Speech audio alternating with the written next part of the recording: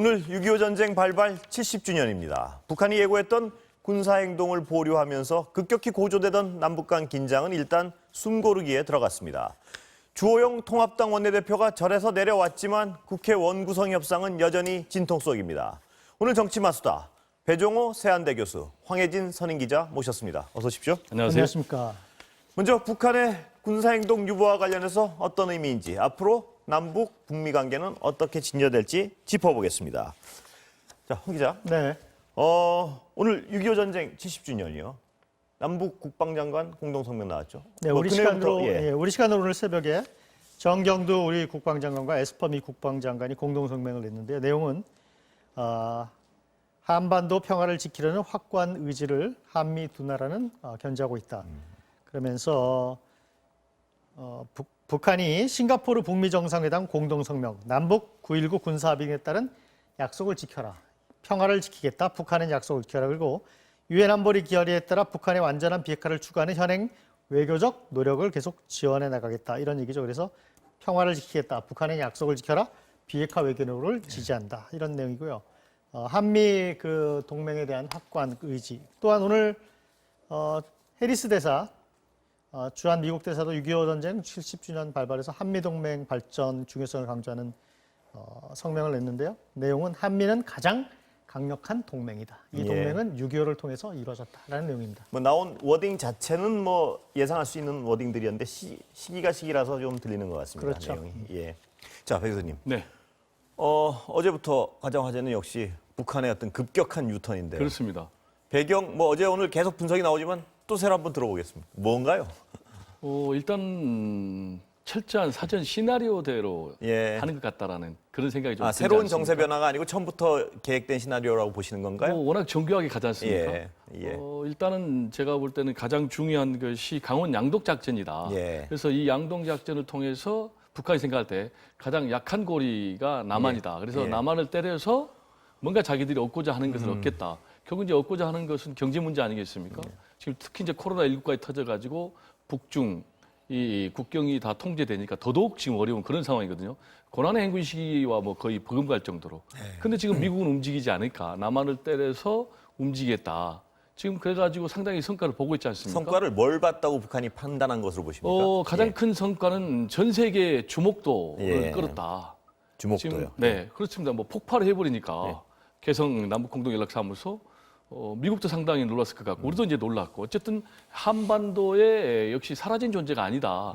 본인이 주도권 쥐고 있다 한반도 문제는 이런 거 이제 강력하게 제가 볼 때 생각했을 것 나 같고요. 여기 있다 아직 이 말씀이시죠? 그렇습니다. 그리고 이제 두 번째로는 역시 여기에 대해서 남한이 즉각적으로 반응했지 않습니까?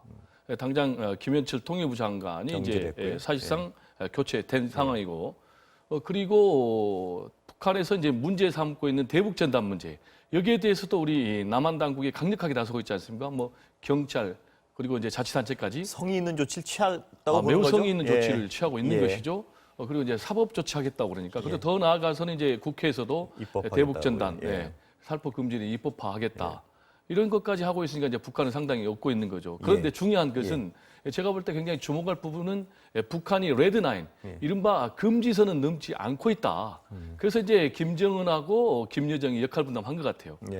김여정이 이제 악한 역할을 맡아서 최대한 수위를 높이니까 다 일거에 정리를 하는. 그러면 이제 문제는 이게 지금 완전 수도비냐 보류기 때문에 우리 남한이 어떻게 하는가를 보고 또 움직이겠다. 이런 그런 속셈으로 해석이 됩니다. 교수님 말씀하셨지만 여러 조치가 어느 소기의 성과를 거뒀다 이렇게 판단을 한다는 것인데 일각에서는 그동안의 정세 변화, 예를 들면 미국에 갔던 우리 한반도 평화 교섭 대표가 어떤 메시지를 가져왔고 그것을 북한에 전달했을 수도 있다. 이런 어떤 분석이나 추정을 하는 분도 계신데 거기에 대해서는 어떻게 생각하십니까? 가능성에 대해서. 거기까지는 제가 볼 때 너무 빠른 것 같고요. 너무 지금 북한이 이렇게 했다고 그래가지고 당장 조치가 나올 수 있는 지금 언질은 있을 수 있지 않습니까? 언질 정도? 언질까지는 아닌 것 같고요. 지금 이제 하노이 노딜 이후에 상당히 지금 북미 관계도 그러고 남북 관계도 교착 상태에 빠져 있는 거 아니겠습니까? 그 결정적인 이유는 뭐겠습니까? 미국이 대북 제재를 해제를 또는 완화를 안 해주니까 지금 이제 우리 정부도 상당히 반성하는 대목은 너무 북미 관계 개선에만 우리가 기대를 했다. 예. 우리가 좀 주체적으로 영향을 발휘하지 못했다. 그래서 이제 김대중 전 대통령 같은 경우는 열린 자주를 얘기를 했는데 예. 그게 무슨 얘기냐면 남북 문제, 한반도 문제는 남북이 주체가 돼야 된다. 그렇지만은 주변의 열강들의 협력도 받아야 된다. 따라서 이제 앞으로 문재인 정부의 이 대북 정책도 적극적으로 남북 관계를 여는 그래서 북미 관계를 개선하는 그런 쪽으로 진행이 되지 않을까 또 그것이 바른 방향이지 않을까 이렇게 생각을 합니다. 예. 그동안 문정부가 근데 하려 그랬는데 네. 꽉 막혀 있었던 거 아닌가 뭐 이런 분석도 많은데 그 부분에 대해서 어떻게 생각하세요? 아니, 그러니까 어차피 그 부분에 대해서 지금 반성을 하고 있는 거죠. 예. 북미 관계에다가 너무 기대를 하다 보니까 예. 미국 측에서 남북 관계의 어떤 교류나 협력 이 부분을 좀 안 열어줬다는 거예요. 예. 그래서 이제 우리도 굉장히 소극적이었는데 그러면은 인도주의적인 차원에서 남북 협력을 열어가는 게 맞는데 그러면 그것밖에 없었겠느냐? 예를 들면 구체적으로 예. 북한은 돈을 필요로 하잖아요. 예. 그러면은 금강산 관광 같은 경우도 개별 관광으로 좀 열 수 있는 문제 아니냐? 그러다가 점점점 물꼬를 열면서 개성공단도 좀 제기를 했다면은 북한이 이렇게까지는 안 나왔을. 자, 황 기자 다시 네. 남북 문제 좀 여쭤보겠습니다. 볼턴 회고록이요, 미국. 네. 그게 이번 어떤 북한의 태도에 영향을 미쳤다 이런 분석도 있던데 그건 무슨 배경입니까? 영향을 미쳤는지 어쨌는지 네. 누구도 확인을 할 수가 없는 상황인데 지금 이런 가능성은 있죠. 왜냐하면 그 볼턴 회고록도 남북 미 관계에 굉장히 많은 여러 가지 뭐 볼턴의 입장에서 예. 볼턴의 관점에서 쓴 얘기지만 그동안 북한으로서도 굉장히 뭐랄까 좀 고급 정보 접하기 어려운 그 백악관 내부 사정에 관한 어쨌든 볼턴 입장에서 쓴 얘기지만 있기 때문에 그 내용을 상당히 지금 분석을 하고 있지 않을까 이런 생각도 하고 있을 수 있죠. 예. 그 안에 보면 지금 미국을 저렇게 그러니까 미국이 상당히 그 트럼프 대통령이 그 북미 정상회담에 나올 때 그리고 북한 비핵화 문제를 다룰 때 굉장히 계획 없이 즉흥적이었다. 뭐 이렇게 볼턴은 얘기잖아요. 예. 볼턴은 끊임없이 아예 무산시키려고 회방하고 뭐 그런 모습도 보이고 또 그 안에 보면 오히려 문재인 대통령은 그 와중에서 작은 불씨라도 살려서 북한과 미국이 만나는 자리를 만들어서 협상을 좀 진전시켜 보려고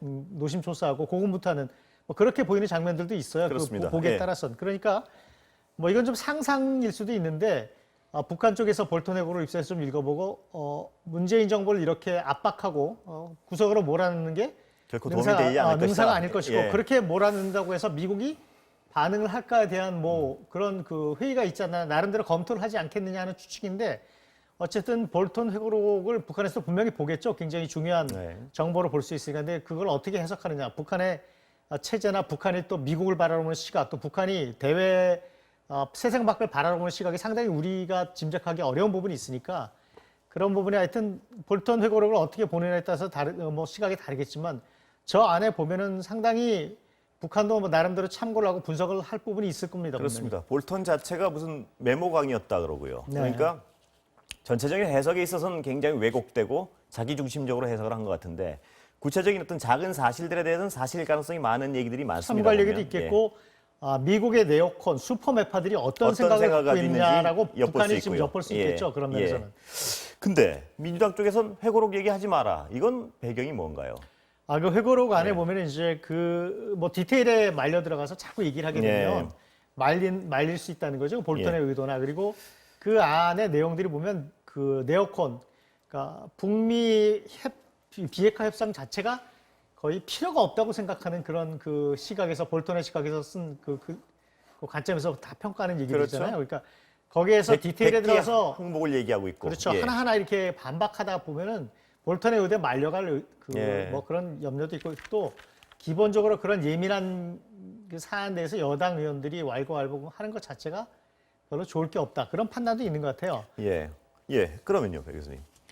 북한은 일단 그 자세한 배경은 차치하고라도 숨고르기에 들어간 건 분명해 보이고요. 이제 그렇습니다. 우리 정부 대응은 뭐가 될까요, 앞으로? 금방 뭘 진전시키긴 쉬운 상황도 아니고요. 그렇습니다. 이제 우리 정부는 두 가지예요. 하나는 남북 합의를 준수하겠다.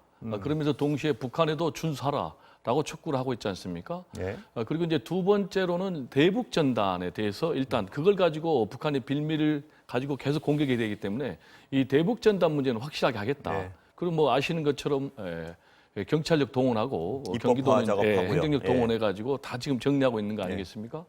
동시에 지금 이제 문재인 대통령 같은 경우 또 청와대는 노코멘트로 대응을 하고 있어요. 예. 굉장히 이제 진중한 대응을 하고 있는데 이건 제가 볼 때는 굉장히 잘한 대응 같고요. 그럼 이제 중요한 것은 북한이 과연 원하는 것은 뭐고 어떻게 나올 것이냐 이 문제 아니겠습니까? 그렇죠. 예. 그건 이제 아까도 얘기했지만 북한은 지금 굉장히 어렵기 때문에 이 경제난을 타개해 달라라는 거예요. 그리고 이제 강대강으로 가면은 북한이 얻을 게 없는 거예요. 이제 당장 강대강으로 가면은 한미 연합 군사 훈련이 다시 시작이 되고 무력 충돌한다고 해서 북한이 이길 가능성은 전혀 없거든요. 특히 이제 지금 북한 같은 경우는 고난의 행군 시기보다 더 어렵기 때문에 경제에 집중해야 되는 그런 상황에서 강대강으로 가면은 이제 경제에 집중할 수 없는 그런 상황이기 때문에 식량난도 굉장히 심각하다고 알려져 그렇습니다. 있고요. 코로나19 때문에 제가 말씀드린 대로 이제 북중 국경 지역이 차단됐기 예. 때문에 굉장히 지금 어려운 상황인데 이제 이런 상황에서는 우리가 북한이 움직일 수 있는 여러 가지 이 당근들을 제시하면 되는 거죠. 그게 이제 당장 우리가 김현재 통일부 장관에 대해서는 인사 조치를 했지 않습니까? 예. 그리고 이제 앞으로 외교안보 라인에 대해서도 뭔가 쇄신을 하면은 그게 하나의 메시지가 될 수 있고요. 그리고 이제 대북전단 살포 금지와 관련해서도 국회에서 빠른 시간 내에 이제 입법이 된다면은 북한에서 더 이상 나설 수 없는 그런 이제 상황이 되고 그런 조치들을 우리가 가시적으로 다 할 수가 있는데 문제는 아까 말씀하셨지만 경제적 도움을 줄 수 있는 조치가 우리가 이렇게 딱히 할 수 있는 게 없다는데 좀 어려움이 있는 거 아니겠습니까? 그 부분이 예. 이제 당장은 어렵지만 예. 지금 제가 볼 때는 그 부분도 미국의 트럼프 대통령이 움직인다면 가능하죠. 그렇죠. 지금 뭐냐면 네. 이제 미국의 주류 네오콘 매파들이 움직이기는 굉장히 어렵지만 트럼프 대통령 입장에서는 당장 11월 대선에서 승리를 해야 되는데 지금 뭐 내부에 인종 문제까지 폭발해가지고 예. 또 경제 문제 해가지고 만약에 북한 문제까지 통제가 안 되는 상황까지 가면 본인이 사실 재선에 당선되기는 굉장히 어려운 상황이기 때문에 대북 제재를 해제까지는 아니어도 대북 제재를 완화는 해줄 수 있다. 그리고 본인들이 직접 안 해도 우리 남한 정부에서 강력하게 요구하면 못 이긴 척 들어줄 예. 가능성은 있다. 특히 이제 지금 김태년 원내대표 같은 경우는 보건 의료 쪽에 있어서 일단 인도주의적으로 먼저 시작을 하자라고 지금 제안하고 있지 않습니까? 예. 제가 볼 때 그런 인도주의적인 차원에서 차근차근 경제 교류 협력 분야까지 확대할 가능성이 저는 없지는 않다. 예. 이렇게 생각을 합니다. 예, 그거는 어떤 쉽진 않은 문제지만 네, 그렇습니다. 가능성을 배제할 수도 없다는 또 말씀이죠. 가야 될 길이니까 예. 반드시 열어야 됩니다. 그렇습니다. 자, 황 기자. 네. 근데 방금 배 교수님 말씀하셨지만 인사 문제요.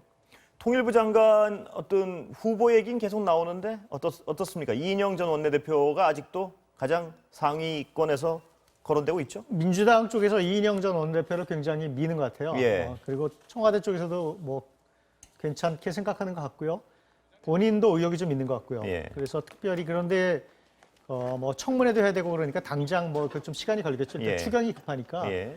추가 경정 예산 처리하고 그러고 나면 이인영 원내대표 카드를 어떻게 할 건지 정말로 예. 실현이 될 건지 뭐 그런 지금 얘기가 분위기로는 이인영 원내대표 쪽 얘기가 거의 가장 많이 나오고 예, 네, 뭐 다수설이죠. 예. 당에서도 민주당에서 예. 여당에서도 굉장히 좀 밀고 그런 분위기라 어떻게 될까 좀 인사 문제라 봐야 되겠지만 그렇죠. 현재로서는 뭐 가장 유력한 걸로 보입니다. 임종석 전 실장 경우는 좀 가라앉은 것 같고요. 네, 임정석 전 실장은 본인이 좀 부담스러운 것 같고요. 예. 네. 자, 그러면 국회 얘기로 다시 좀 가보겠습니다.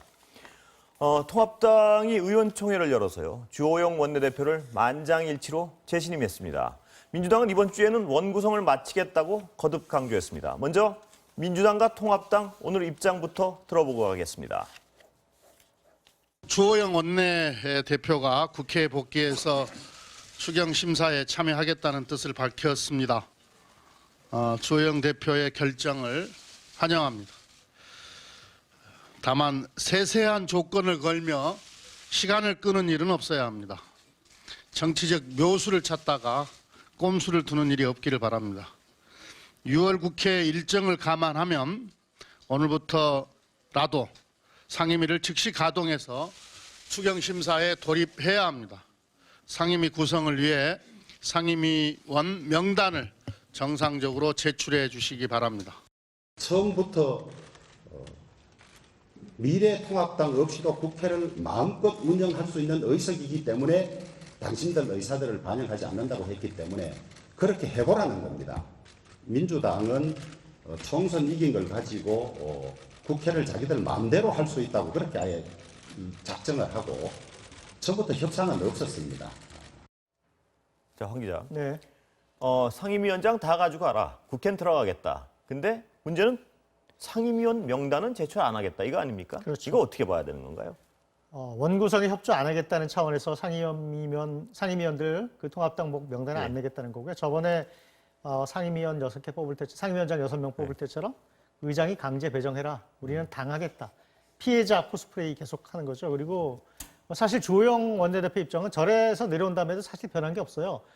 김태년 원내대표랑 대화를 좀 하긴 한 것 같은데 기본 입장은 그대로죠. 이 상황에서 법사위가 없으면 소용없다는 입장도 분명히 그대로고요. 그래서 이 전략이 민주당이 굉장히 곤혹스러운 전략이기 때문에 18개를 민주당이 다 가지고 가서 독식하는 게 굉장히 부담스럽잖아요. 그래서 나름 민주당이 지금 약간 어려운 상황이에요. 예? 이도저도 못하는. 예. 민주당도 계속 이럴 수는 없죠. 어느 순간인가 결단을 해야 됩니다. 그러니까 욕을 먹을 각오를 하고 이제 어느 시점에 할 건가. 예. 박병석 의장은 어느 시점에 어떻게 할 건가. 그 시간만 좀 남았죠. 그런데 이번 임시국회 7월 4일까지 끝나니까 그때까지 35조 넘는 추경안을 처리를 해야 되니까 다음 주 정도까지 일주일 조금 더 시간 남았는데 통합당으로서는 사실 급할 게 없어요. 이제 다 예. 던져버렸으니까. 예. 민주당과 의장이 지금 곤혹스럽죠. 예, 공은 민주당으로 넘어와 있는 것 같은데요. 저는 좀 그렇게 안 보는데요. 그렇습니까? 예.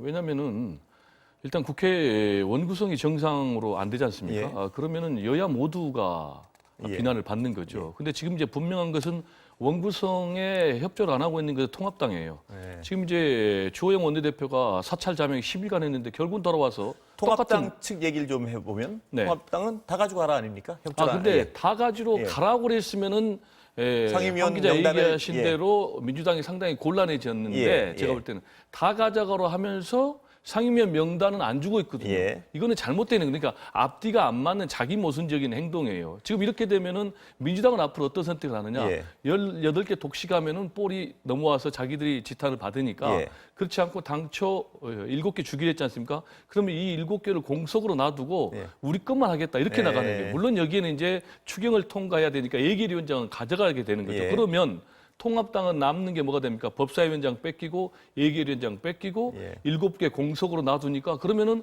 공석으로 놔둔 상임위 모습은 누구의 책임이겠습니까? 예. 통합당의 책임이 되는 거죠. 그러면 다시 이제 통합당이 그럼 통합당은 20대 때도 국회 발목 잡았는데 지금도 발목 잡고 있느냐? 실제로 여론조사 해보니까 이번에 6개 상임위원장 선출한 게 잘했다가 52%, 잘못했다가 37% 예. 아니에요?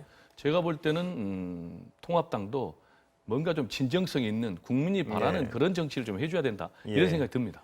통합당이 원하는 모양새는요, 혹시 다 가져가라 해놓고 강제 배당되는 모습을 보이고 아까 황 기자 말씀하셨지만 피해자 모습을 보이고 싶어 할 것이다. 이런 분석에 대해서는 어떻게 하십니까? 근데 제가 말씀드린 대로 그러니까 민주당이 그렇게 안 한다니까요. 그렇게 안 해요? 민주당은 그냥 11개 애초에 자기 예. 몫만 하고 7개 몫은 이제 통합당이 주니까 그러면 통합당이 그걸 안 받으면 예. 통합당 책임이 되는 거죠. 예. 근데 중요한 것은 여야가 모두 정치력이 없는 거죠. 예. 그리고 당리당략만 지금 입각한 거죠. 예. 지금 이 시기가 뭐 제가 볼 때는 뭐 윤미향 국정조사하고 뭐 대북정책 국정조사하고 그럴 상황은 아니고요. 빨리 코로나19 가지고 생존권이 흔들리는 민생을 돌봐야 되고 그러려면 추경을 하루빨리 통과시켜야 되고 정치적 오죽- 발휘하고 이상적으로 하면 어디까지 가야 되는 건가요? 지금 어떤 양보안이 가장 이상적인가요? 아니 제가 볼 때는 예. 지금 두 가지 아닙니까? 예. 하나는 의석 비율대로 배분하느냐 마느냐 예. 이 부분은 정리가 됐고 예. 그러면 어느 상임위를 어느 당이 가져갈 거냐 이 문제만 남았잖아요. 예. 근데 굉장히 통합당에서는 억울하게 생각해도 결국 정치는 수로 하는 거예요. 물론 과정에서 최선을 다해서 다수당이 성의를 보였는지 예. 이런 부분이 중요하고 그리고 이제 가장 중요한 것은 어쨌든 간에 민주주의는 마지막에는 지난한 토론과 협상과 뭐 절충을 거치겠지만 마지막에는 표로 하기 때문에 이걸 부정할 수는 없다. 그리고 소수당이 결정권을 쥐고 예. 있는 것은 아니다라는 것은 냉정한 현실입니다. 예. 배 교수님 말씀을 들으면 애초에 민주당과 통합당의 원내대표가 합의했던 11대 7. 11대 7. 네. 그게 합리적이라고 보시는 것 같습니다. 지금 대화. 그게 이제 의석 비율 배분이니까 예. 저는 그게 이제 합리적이라고 봅니다. 예. 그리고 또 예. 하나 국회를 견제하겠다고 그러면은 예. 법사위만 가지고 견제할 수는 없는 거예요. 예. 법사위원장을 못 가져오면 다른 방법. 예. 뭐냐면 이제 상임위에서 계속 견제하면 되는 것이고 예. 또 중요 정책을 가지고 견제하면 되는 것이죠. 그러니까 결국 국민의 마음을 누가 가져가느냐 이걸 가지고 승부를 해야 되는 거죠. 예. 자, 홍 기자. 네. 협상 앞으로 전망에 대해서는 어떻습니까? 같은 생각이십니까? 민주당의 전략. 통합당도 저렇게 계속 버티는 게 일주일이죠. 다음 주까지 네. 버티는 게 그 시한인데요. 통합당이 계속 피해자 코스프레를 하고 있는데 네. 특히 또 박병석 의장이 사실 민주당 입장에서는 굉장히 좀 야속할 거예요. 예. 본인 스타일 때문에 너무 안 도와준다 이런 얘기 하고 있거든요. 예. 그래서 도와주면 어떻게 도와줘야 되나요? 지금 근데 이제 문제가 예. 상임위원을 아까 저희 배 교수님께서는 비워둘 것이다. 예. 7개를 비워둔다 이런 얘기를 했는데 어떤 문제가 있냐면 예. 국회법에 이런 게 있답니다. 상임위원회 그 예산안을 가져오면 예. 상임위원회에서 며칠까지 심의를 하는 기간을 지정을 하고 그 기간이 지나도 심의를 안 하면 예결위로 가져와서 심의를 하는 예. 규정이 있는데 예.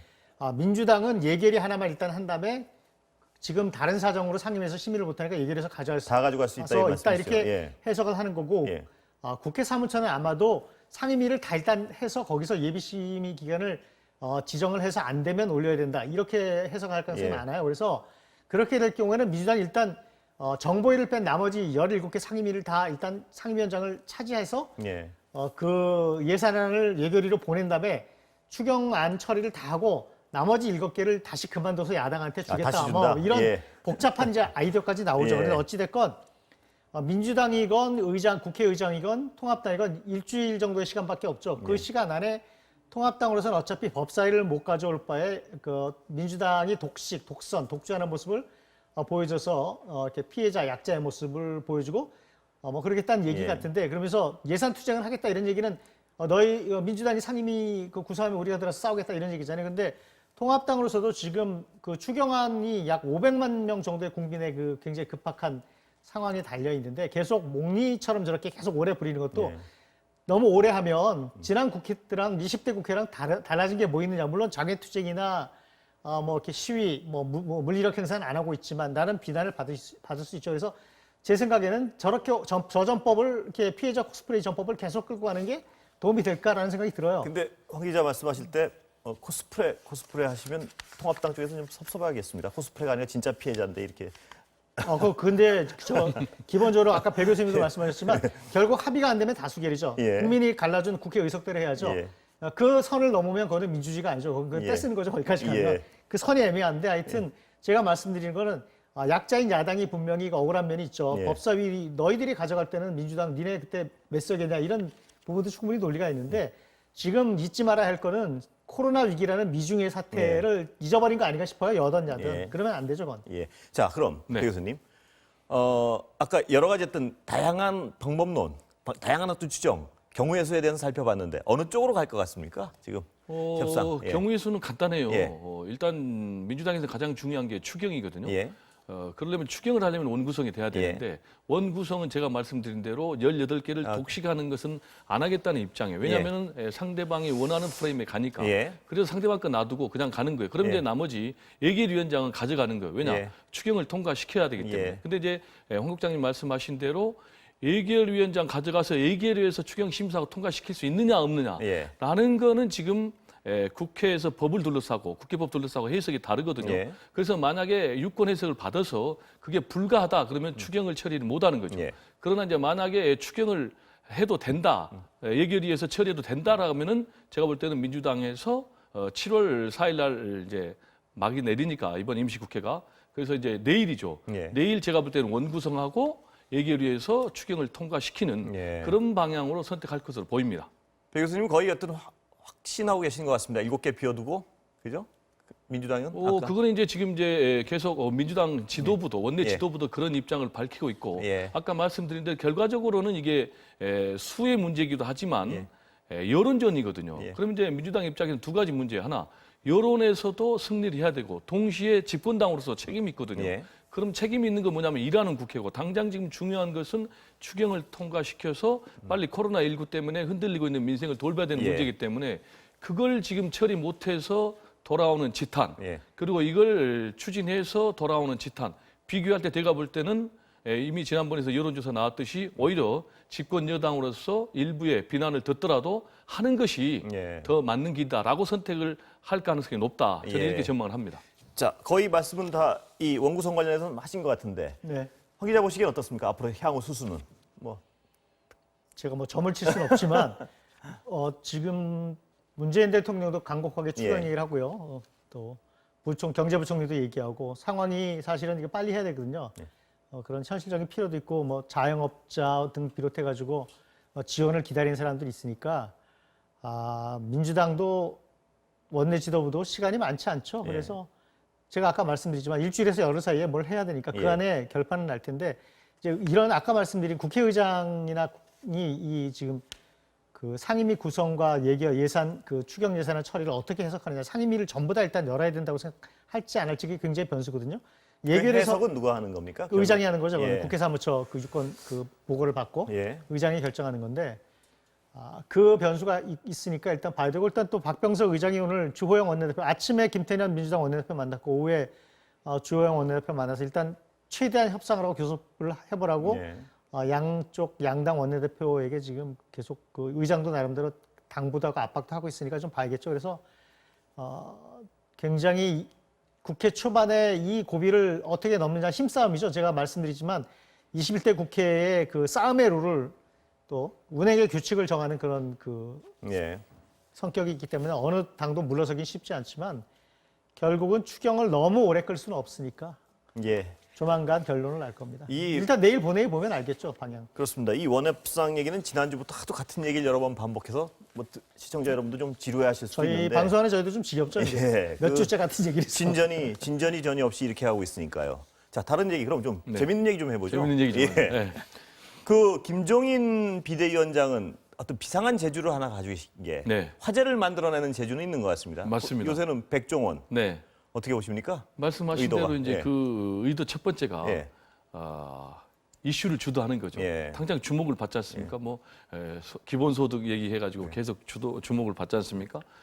그리고 이제 두 번째로는 뭔가 통합당이 달라지고 있는 듯한 예. 그런 이미지를 만들어내는 거, 일종의 이미지 메이킹. 예. 실제로는 달라지고 있지는 않아요. 왜냐하면 예. 백종원 그분이 나중에 통합당 대통령 후보가 되겠습니까? 예. 그리고 지금 기본소득도 현실적으로 재원 문제 때문에 안 되거든요. 예. 그러나 그런 걸 던짐으로 인해서 대중들은 통합당이 달라지네. 예, 상당히 진보적인 의제를 갖네. 예. 그리고 백종원도 대권 후보로 생각하네. 이런 효과가 있는 거죠. 예. 그리고 세 번째로는 낙인 찍기 효과가 있는 거죠. 그게 무슨 얘기냐면은 지금 계속해서 백종원을 얘기하고 40대 경제 전문가를 얘기했지 않습니까? 예. 그 얘기는 뒤집으면 뭐냐면 기존의 대선 주자들은 주자들을- 아니다. 예. 뭐 홍준표, 황교안, 유승민, 뭐 안철수 이런 사람은 다 아니다라는 얘기를 계속해서 지금 낙인을 찍고 있는 거예요. 예. 그리고 이제 마지막으로 네 번째는 자기의 위상이 굉장히 강화되는 거죠. 예. 지금 이렇게 되면은 뭐 통합당 보수의 대선 후보를 사실상 결정짓는 점지하는 능력을 본인이 갖고 있는 것처럼 지금 행동을 네. 하는 거예요. 네. 그러면서 동시에 자기의 이제 임기가 지금 정해졌거든요. 네. 내년 4월 재보선 때까지거든요. 그런데 계속해서 대선 주자를 만드는 중요한 역할이 본인에게 부여가 된다면은 대선 주자 만들 때까지 가는 거죠. 임기가. 네. 임기가 연장되는 효과가 있고 더 나아가서는 예. 가장 이게 중요한 문제예요. 예. 본인도 대선 주자가 될 수 있다는 거예요. 예. 즉, 이 얘기는 뭡니까? 기존의 대선 주자들 다 아니면 예. 남는 사람 누굽니까? 본인이 남는 거예요. 그러려면은 물론 네.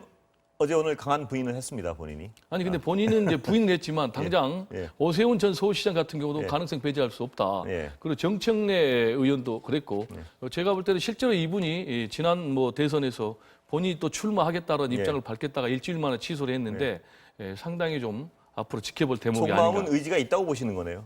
저는 의지가 있는 거죠. 왜냐하면 권력에 대한 이 예. 권력욕, 인간은 무한하기 때문에 어느 누구도 믿을 수가 없는 겁니다. 예. 황 기자 같은 생각이십니까? 저는 본인이 나서기는 좀 어렵지 않을까. 예. 연세도 있으시고 그렇게까지 안 나간다 그래 놓고 나가면은 사실은 뭐 당선도 안 되고 굉장히 모양새만 사라질 가능성이 예. 많죠. 근데 말씀하신 것처럼 김종인 비대위원장이 거의 미천 안 들이고 굉장히 지금 세 가지를 했어요. 예. 첫 번째 40대 그 대선 후보론 경제를 잘하는, 두 번째 기본소득, 그다음 이번에 백종원 대권 주자론.